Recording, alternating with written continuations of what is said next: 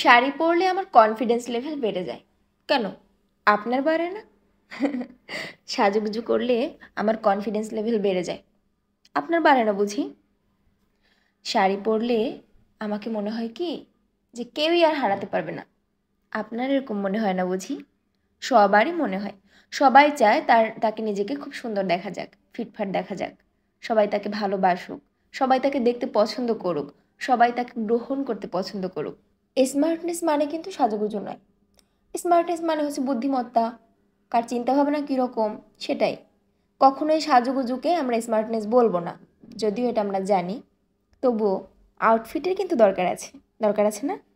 কারণ কি, প্রথমে আমি গিয়েই কিন্তু কথা বলা শুরু করব না, প্রথমে গিয়েই আমি আমার বুদ্ধি দেখানো শুরু করব না, কারণ আমার একটা পার্সোনালিটিরও ব্যাপার আছে। তো প্রথমেই মানুষটা কী দেখবে আমার? অবশ্যই আউটফিট। তো সেই জন্যই যতই আমরা বলি যে দেখতে যেমনই হোক, অ্যাকচুয়ালি বাঙালি না সবাই আগে দর্শনধারী, পরে গুণবিচারী।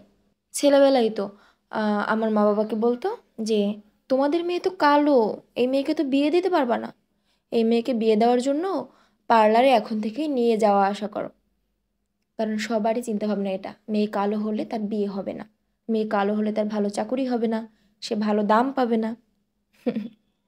কালোর কোনো দাম নাই, বুদ্ধির কোনো দাম নাই, কোয়ালিটির কোনো দাম নাই, সব দাম চেহারার। কারণ ওই যে আউটফিট, সবাই আপনাকে দেখেই জাজ করবে। আর এই যে বিউটি ব্লগ, এটাও তো একটা কোয়ালিটি। সবাই তো সুন্দর করে সাজতে পারে না, যদিও আমিও পারি না, আমার এখনও 2টা আইলাইনার 2 রকম হয়। মাঝে মধ্যে মনে হয় খুব সুন্দর হচ্ছে, মাঝে মধ্যে মনে হয় একেবারেই দেখা যাচ্ছে না। লিপস্টিকের শেড মাঝে মাঝে খুব সুন্দর করে হয়, মাঝে মাঝে সুন্দর করে হয় না। এই যে ব্লাশই দেখুন, 2 দিকে 2 রকম হবে। সবসময় হয় না, মাঝে মাঝে হয়, মাঝে মাঝে আবার ঠিক হয় কিন্তু। তো নিজেকে সুন্দর দেখানোর জন্যও কিন্তু আমাদের গুণটার প্রয়োজন হয়।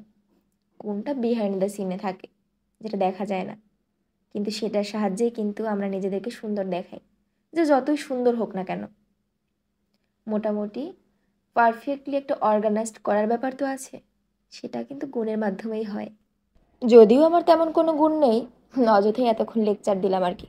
গুণ প্র্যাকটিস করতে করতে গুণী হয়ে যাবো আশা করি। আপনারা কি বলেন?